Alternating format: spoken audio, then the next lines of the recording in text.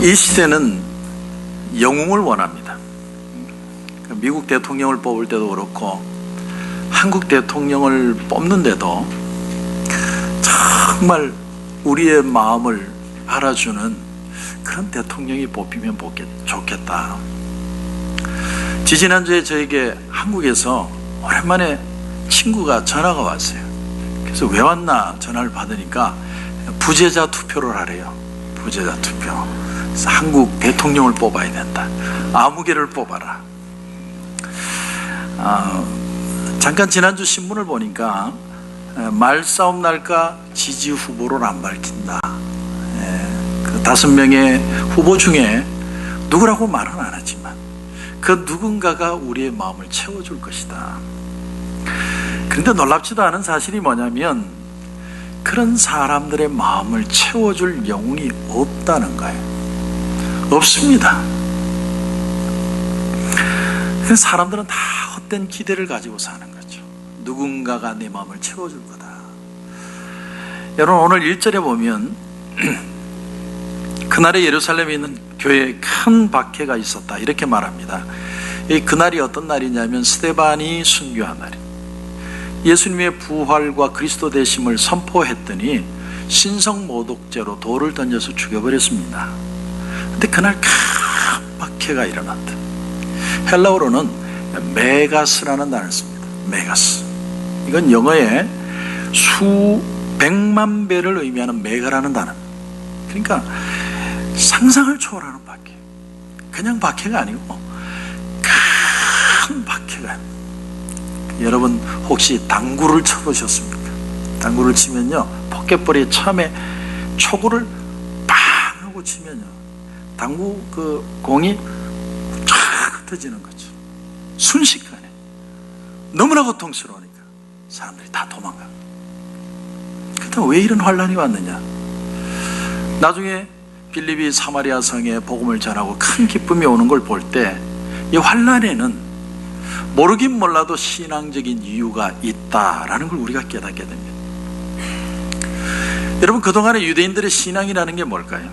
신앙은 한마디로 지키어냄으로써 하나님을 증명하려는 신앙이에요. 지키는 것, 사수하는 것. 할례라든지 율법이라든지 성전이라든지 끝까지 지키는 게 신앙입니다. 다시 말하면 나의 나됨의 그 자리에서 우리 가치를 증명하는, 내 자리에서 내가 누군지를 드러냅니다.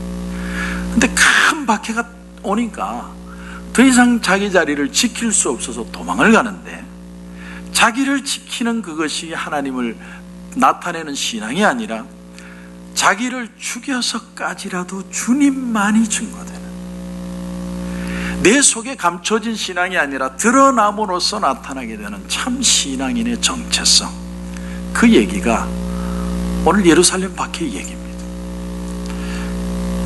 여러분, 누가복음 13장에 보면 예수님이 안식일날 말씀을 회당에서 전하는데 18년 동안을 허리가 꼬부러져서, 귀신 들려서 허리가 꼬부러진 삶을 사는 여인이 있습니다. 그 여인을 예수님이 고쳐주세요. 그런데 회당장이 화를 내는데, 화내는 이유가 뭐냐면 왜 안식일날 고쳤냐. 이분의 논리로 한다면 안식일날 병도 들지 말고 죽지도 말아야 돼요. 왜? 안식일날은 하나님의 날이니까. 사수의 신앙. 근데 주님이 뭐라고 그래요? 너희가 각각 안식일에 자기의 손한 아기를 외양간에서 풀어내어 이끌고 가서 물을 먹이지 않느냐. 하물며 18년 동안이나 아브라함의 딸이었던 이 여인이 고통을 당했는데 안식일에 이 매임에서 푸는 것이 합당하지 않느냐. 아무도 말을 못합니다. 주님이 그래서 말씀하시고 싶은 건 뭐냐면 그 말씀에 대한 경직성.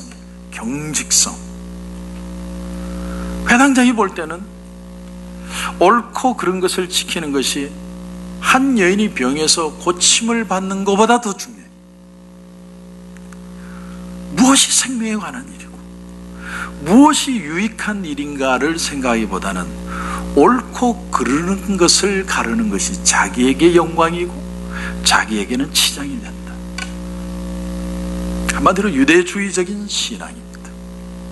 그러므로 여러분, 기독교는요, 주님의 은혜와 주님의 능력과 주님의 지혜로 열매 맺게 하는 것으로 내가 주님 앞에 얼마나 순종하느냐, 가장 귀한 문제지, 너와 나를 비교할 때 내가 더 낫다, 그 기준을 가지는 게 신앙이 아닙니다. 오늘 본문은 이걸 말하고 싶은 거예요.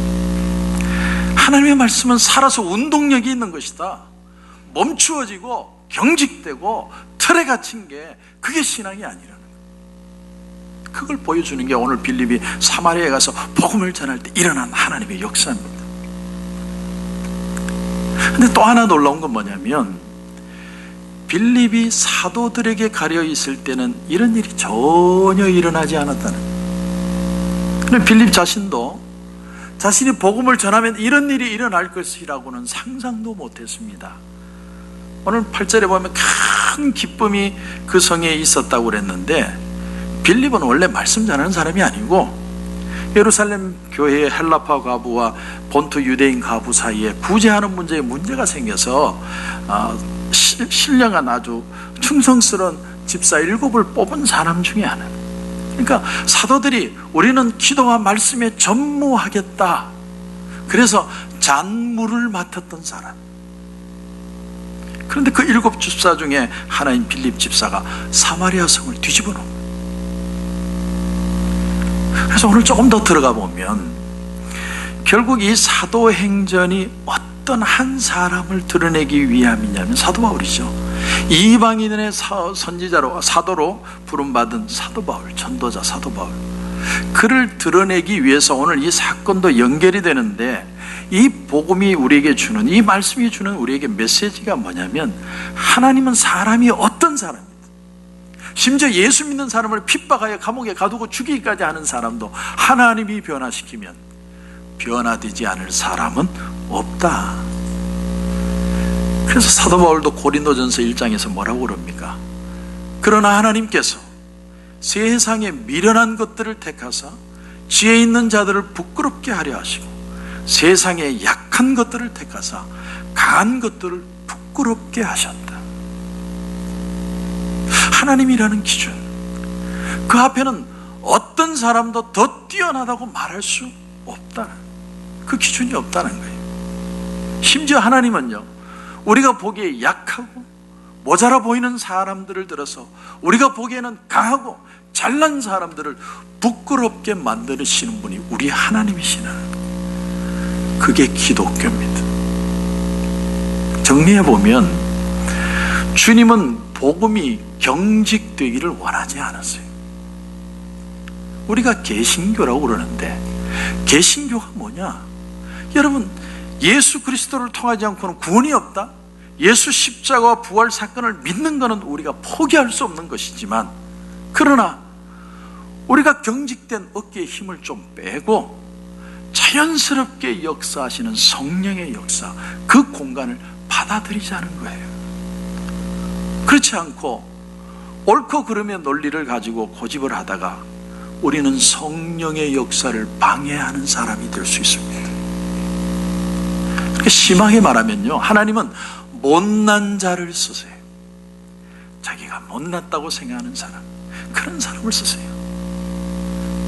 여러분이 얼마나 조그만 인물이냐, 평범한 인물이냐, 그런 사실은 주의 일을 하는 데 있어서 결코 방해되는 요소가 아닙니다. 성경은 아무도 처음부터 무언가 특별한 각오와 열심으로 시작해서 영웅이 됐다고 말하지 않아요. 쉽게 말하면 만들어진 음식, 만들어진 물건을 하나님이 쓰시는 게 아니고 그 재료만을 쓰세요. 다만 그분의 손에 잡고 쓰셔서 이 일이 이루어지는 것뿐이지, 그 사람이 옛날 때부터 머리띠를 두르고 각오를 하고 특별한 탤런트를 가지고 막 그렇게 해서 이 일이 이루어진 게 아닙니다. 우리 마음에 아무런 불타는 신앙도 있지 않았고, 목숨을 각오하거나 주를 위해서 가슴에서 부글부글 끓는 어떤 열정이 없는데도 하나님이 나를 부르신 거예요. 여러분, 전쟁터에서 싸우면서 무서움이 없는 사람이 누가 있습니까? 다 죽음이 두려워서 떨고 있는데 옆에 전우가 총에 맞아 죽는 모습을 보면서 눈이 뒤집혀가지고 싸우다 보니까 싸움 잘한다는 소리를 듣는 것처럼 내가 애초부터 자격 조건이 있던 게 아닙니다. 단지 내 속에 그런 어떤 잠재된 것들이 있다는 것이죠. 그러나 누군가가 드러내주지 않으면 영원히 묻힐 어떤 것. 저는 원래가 그렇게 싸돌아다니는 걸 좋아했던 사람이에요. 싸돌아다니는. 한국에 있을 때 낚시를 좋아했는데 안 뒤진 바다가 없어요. 바다만 보면 여기 고기가 있겠다, 몇 마리가 있겠다. 그래서 처음에 제가 저희 집사람하고 데이트하면서 제가 그 얘기를 해줬더니 저희 집사람이 그런 생각을 했대요. 아, 이 남자와 살면 평생 여행하면서 멋있게 살겠다, 그런 소망을 가지고 결혼을 했대요. 근데 결혼해보니까 반대예요. 여행을 가기는 가는데 방콕으로만 가요. 방콕. 여러분 방콕을 아십니까? 방콕. 방에만 처박혀서. 근데 저는 사실은 이 결혼을 하고 나서 뭐 어쩔 수 없이 목사니까 설교 준비도 하고 자리에 앉아 있어야 되고 끙끙대고 애를 쓰고 그러던 어느 날 뭘 느꼈냐면, 아, 앉아 있는 것도 나쁜 게 아니구나, 이걸 깨닫게 된 거예요.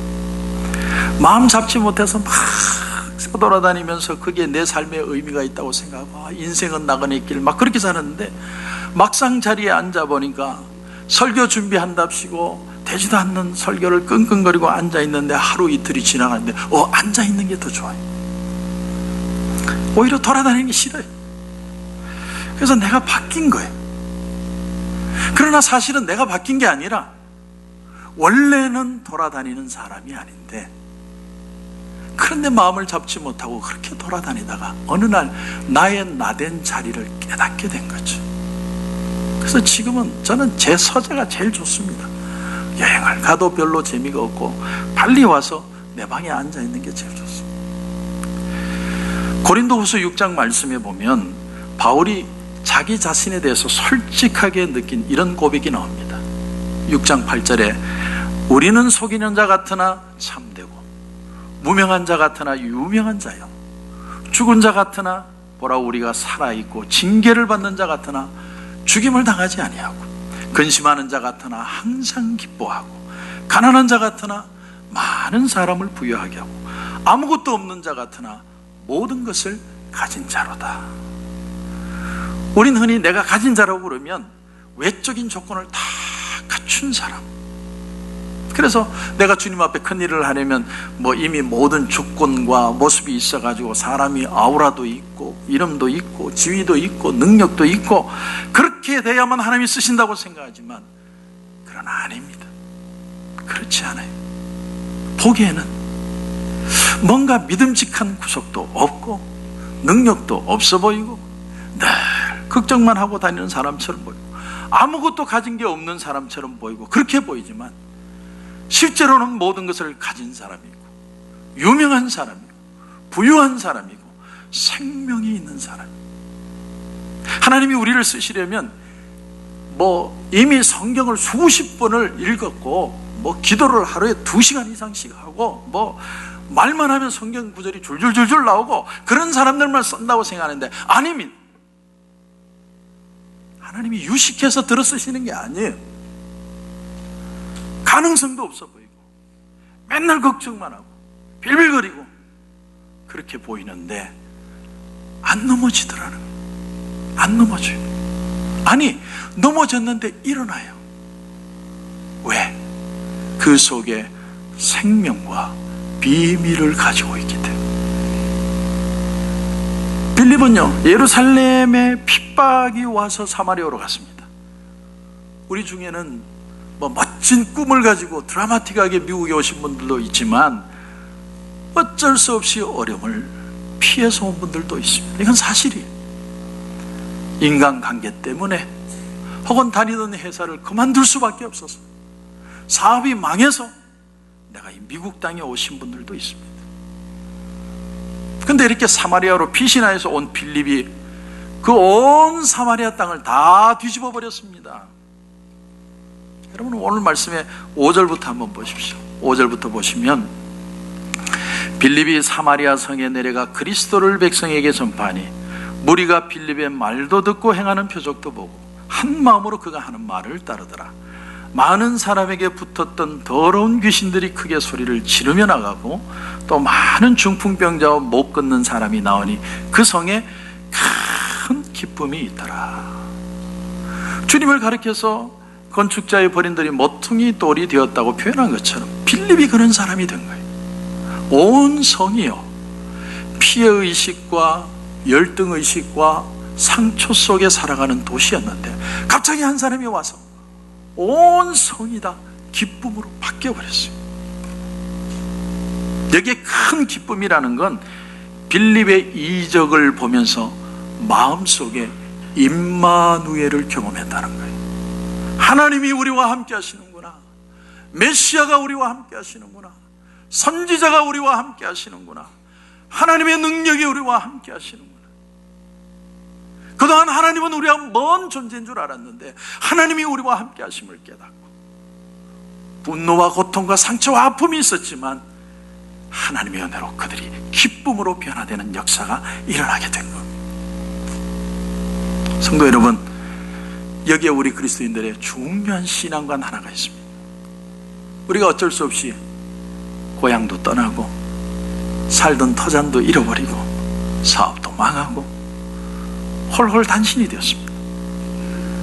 그런데 그것이 오히려 반전이 되어서 자유롭게 다니면서 복음을 전할 수 있는 계기가 되었다는 거예요. 내 집을 두고 쫓겨난 신세가 돼서 남의 땅에 살고 있는데도 세상을 원망하지 않고 신세를 탓하지 않아요. 또 여러분, 탓한다고 한들 누구를 원망하겠습니까?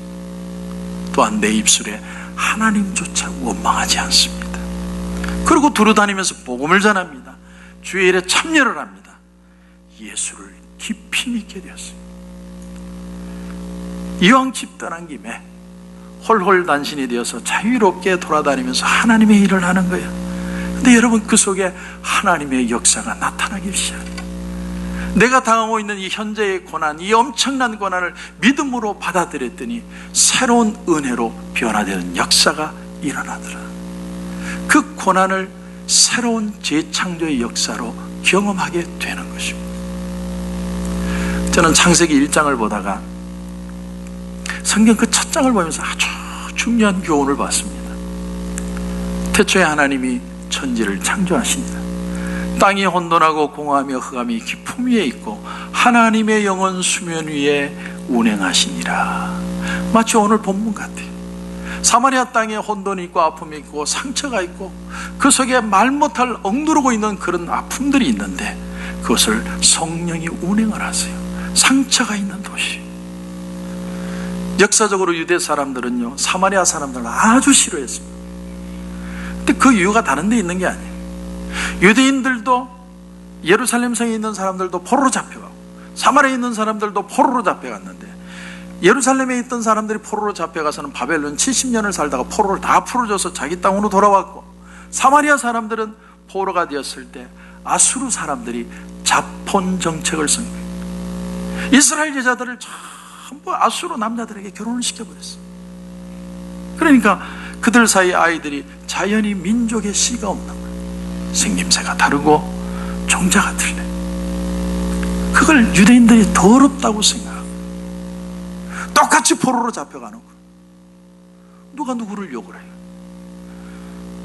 가난한 동네일수록 서로를 반목하고 질시하고 거짓말하는 게 더 많다고 그러지 않습니까?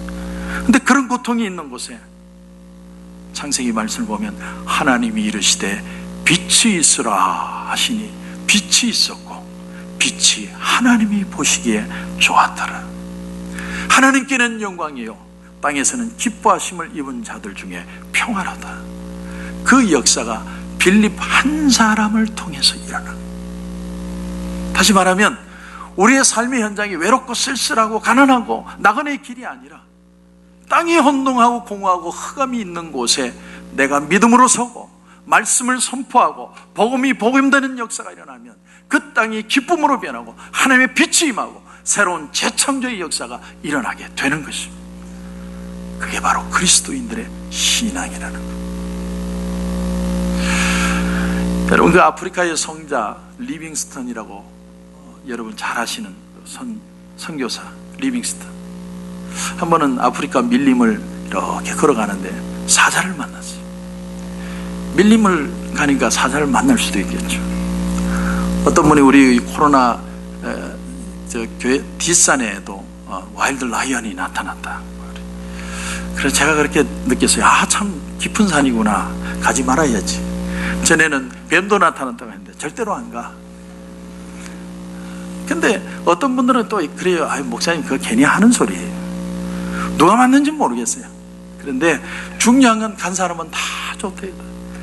아직도 사자의 찌뼰을 당했다는 사람의 얘기를 들어본 적이 없습니다.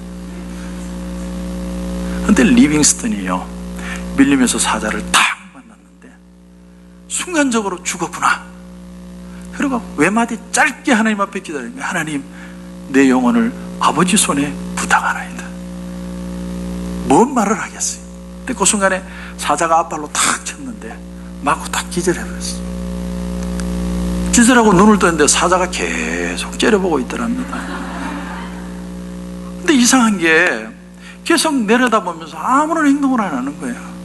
마치 고양이가 쥐를 가지고 장난을 치는 것처럼. 그런데 갑자기 이 사자가 한참을 보고 있다가 어슬렁어슬렁 자기가 할 길을 가는 거예요. 이놈은 맛이 없겠구나, 그렇게 생각하는지 모르겠어요. 그런데 그 사자가 지나가고 나니까 그걸 뒤에서 숨죽여 지켜보는 원주민들이 쫙 나와가지고 이 사람은 뭔가 특별한 인간이다. 그래서 그때부터 그 마을에 복음이 전해지기 시작합니다. 나중에 원주민이 물었답니다. 사자발 앞에서 당신의 기분이 어땠느냐? 그랬더니 리빙스턴이 빙그레 웃으면서 하는 말이, 이 사자가 내 몸에 어느 부위부터 먼저 먹을까, 그 걱정만 되더라고요. 여러분, 이게 사람이에요. 사람.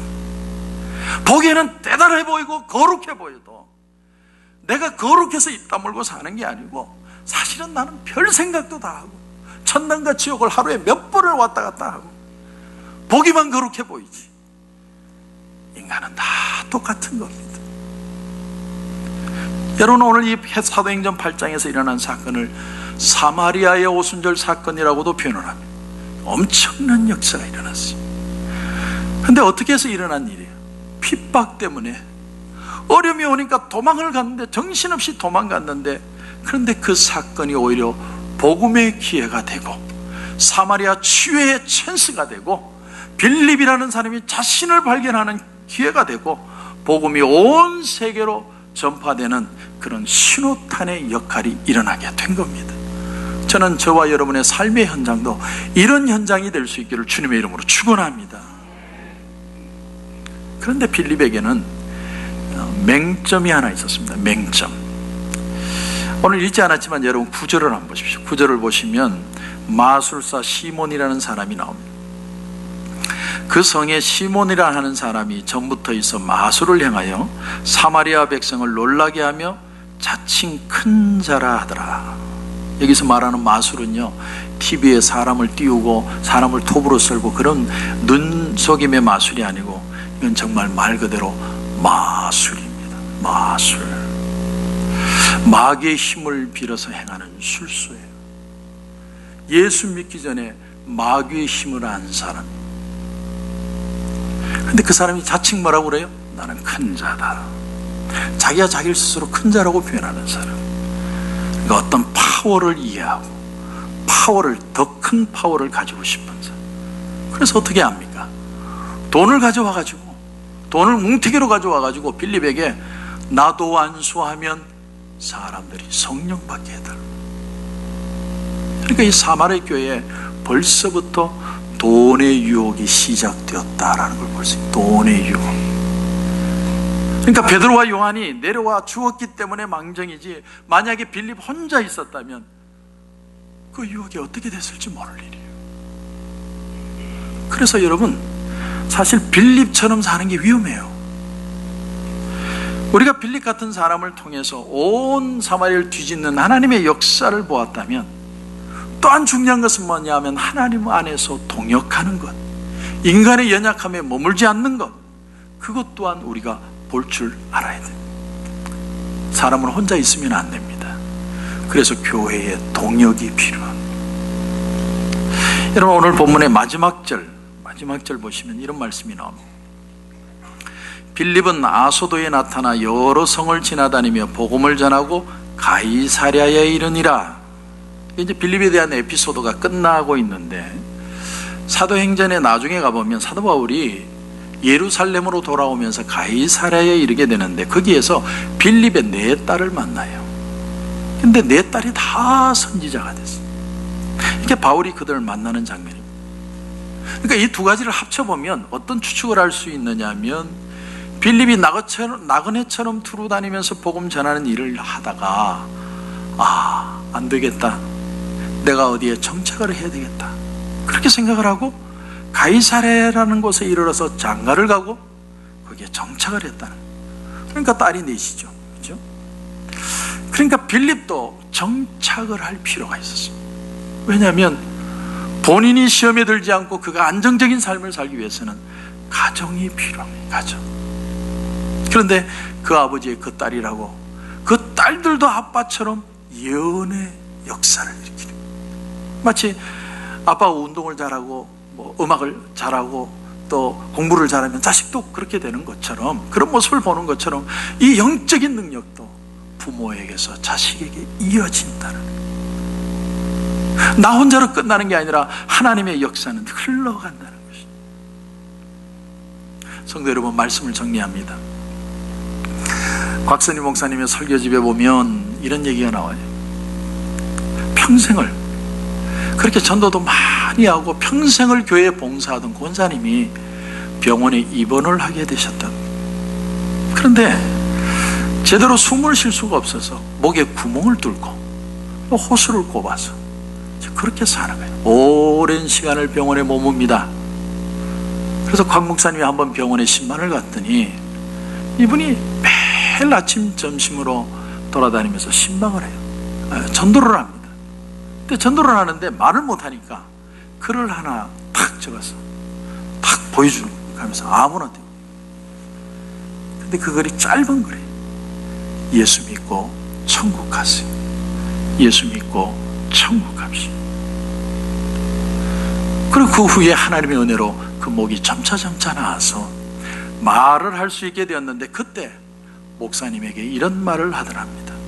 목사님, 제가 평생을 전도하면서 살았는데 그때마다 교회 나오세요.